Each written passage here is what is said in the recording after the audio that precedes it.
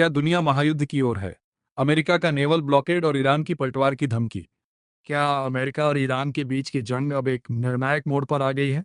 राष्ट्रपति Donald Trump ने Iran की घेराबंदी को बमबारी से ज्यादा असरदार बताया है, तो दूसरी तरफ तेहरान ने अब अभूतपूर्व कार्रवाई की चेतावनी दी है। दुनिया भर में तेल की कीमतें आसमान छू रही हैं और भारत समेत कई देशों की अर्थव्यवस्था पर इसका सीधा असर पड़ रहा है। आज के वीडियो में हम डिकोड करेंगे कि समुद्र के बीच चल रहा यह नेवल सीज नावल सीज आखिर क्या है और क्या रूस इस संकट को टाल पाएगा। राष्ट्रपति ट्रंप ने साफ कर दिया है कि जब तक ईरान उनके मुताबिक न्यूक्लियर डील पर दस्तखत नहीं करता, तब तक अमेरिकी नौसेना ईरान के बंदरगाहों को चारों तरफ से घेरे रखेगी। ट्रंप ने एक्सियोस से बात करते हुए एक विवादित बयान दिया। उन्होंने कहा कि ईरान एक ठूंसे हुए सुअर स्टफ्ड पिग की तरह दम तोड़ रहा है। ट्रंप का मानना है कि बम गिराने से ज्यादा बेहतर है कि उनकी अर्थव्यवस्था का गला घोंट दिया जाए। अमेरिका ने अब तक ईरान से जुड़े 2 कमर्शियल जहाजों को जब्त कर लिया है और पिछले कुछ हफ्तों में 39 जहाजों का रास्ता बदला है। ट्रंप को युद्ध खत्म करने की कोई जल्दी नहीं दिख रही है, वो स्टेटस को यथास्थिति से खुश नजर आ रहे हैं। दूसरी तरफ ईरान ने भी घुटने टेकने से साफ इनकार कर दिया है।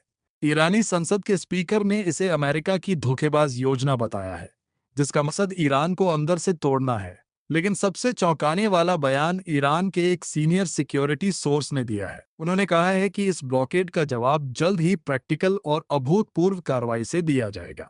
इसका मतलब क्या है? क्या ईरान स्ट्रेट ऑफ हॉर्मुज को पूरी तरह बंद कर देगा या फिर अमेरिकी ठिकानों पर सीधे हमले होंगे? ईरान ने शर्त रखी है कि जब तक घेराबंदी नहीं हटती, बातचीत संभव नहीं है। इस तनाव का सबसे बड़ा असर आपकी और हमारी जेब पर पड़ रहा है। अंतर्राष्ट्रीय बाजार में Brent crude oil 119 US dollars प्रति बैरल के पार पहुंच गया है। अमेरिका में पेट्रोल की कीमतें 4.22 यूएस डॉलर्स प्रति गैलन हो गई हैं, जो युद्ध से पहले 3 यूएस डॉलर से भी कम थी। अगर यह समुद्री घेराबंदी जारी रही, तो दुनिया भर में एनर्जी इन्फ्लेशन, ऊर्जा मुद्रास्फीति आएगी, जिससे खाने पीने की चीजें और ट्रांसपोर्टेशन और महंगा हो जाएगा। क्या इस संकट का कोई समाधान है? हाल ही में पाकिस्तान में एक दौर की बातचीत हुई, लेकिन नतीजा सिफर रहा। अब नजरें रूस पर टिकी हैं। राष्ट्रपति पुतिन ने ट्रंप से फोन पर बात की है। रूस ने कुछ प्रस्ताव दिए हैं ताकि न्यूक्लियर प्रोग्राम पर चल रहे इस गतिरोध को सुलझाया जा सके। पुतिन न केवल ईरान, बल्कि इसराइल और खाड़ी देशों के संपर्क में भी हैं। लेकिन सवाल वही है, क्या ट्रंप अपनी जिद छोड़ेंगे?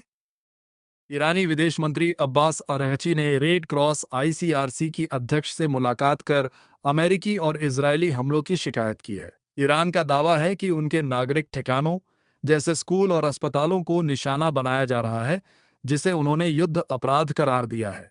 अंतर्राष्ट्रीय समुदाय से इन हमलों की निंदा करने की अपील की गई है। स्थिति गंभीर है। ट्रंप को लगता है कि ईरान की सैन्य ताकत खत्म हो चुकी है और वो केवल मिसाइलों के दम पर उछल रहा है। वहीं ईरान अभूतपूर्व कार्रवाई की तैयारी में है। अगर हॉर्मुज की खाड़ी में एक भी चिंगारी सुलगी, तो पूरी दुनिया की अर्थव्यवस्था जल सकती है। अब आते हैं उस बयान पर जिसने नई हलचल मचा दी है। ट्रंप ने एक प्रेस बातचीत में कहा, क्यूबा की भी कुछ समस्याएं हैं। ईरान से वापस लौटते हुए हमारा सबसे बड़ा एयरक्राफ्ट कैरियर, शायद यूएसएस अब्राहम लिंकन, क्यूबा के तट के पास रुकेगा, 100 गज की दूरी पर, और वे कहेंगे धन्यवाद, हम हार मानते हैं। यह बयान साफ दिखाता है कि ट्रंप अपनी विदेश नीति को ताकत के प्रदर्शन के जरिए आगे बढ़ा रहे हैं। पहले ईरान, अब क्यूबा। ट्रंप का यह बयान ऐसे समय आया है जब खाड़ी क्षेत्र वैसे ही उथल पुथल में है। सऊदी अरब और कतर ने हाल में दर्जनों ड्रोन हमले इंटरसेप्ट किए हैं और बहरीन ने भी हॉर्मुज की सुरक्षा को लेकर चिंता जताई है। यूरोप और एशिया की कई सरकारें तेल सप्लाई की बहाली के लिए कोशिशें कर रही हैं, लेकिन अमेरिकी नाकेबंदी और ईरान की जवाबी कार्रवाइयों के कारण स्थिति लगातार गंभीर हो रही है। अंतर्राष्ट्रीय विशेषज्ञों का मानना है कि अगर यह युद्ध लंबा खिंच गया, तो वैश्विक मंदी का खतरा बढ़ सकता है। क्यूबा पर ट्रंप का ताज़ा बयान भले ही युद्ध का इशारा न हो, लेकिन यह अमेरिका की ग्लोबल पावर प्रोजेक्शन रणनीति का हिस्सा लगता है। कई विश्लेषकों का कहना है कि ट्रंप इन धमकियों का इस्तेमाल वार्ता के दबाव तंत्र के रूप में करते हैं। डील करो वरना नतीजे भुगतो। ईरान, पाकिस्तान, रूस और यूरोपीय संघ सभी अब इस संघर्ष को रोकने की कोशिश में हैं। लेकिन ट्रंप का कहना है कि वे सौदा चाहते हैं, पर मैं संतुष्ट नहीं हूं। तो दोस्तों, ईरान युद्ध, अमेरिका की ब्लॉकेड और अब क्यूबा की धमकी, सब मिलाकर हालात बेहद जटिल हैं। आपको क्या लगता है, क्या ट्रंप सच में क्यूबा भेजेंगे अपना एयरक्राफ्ट कैरियर? कमेंट में राय ज़रूर बताइए और वीडियो को लाइक शेयर करना न भूलें।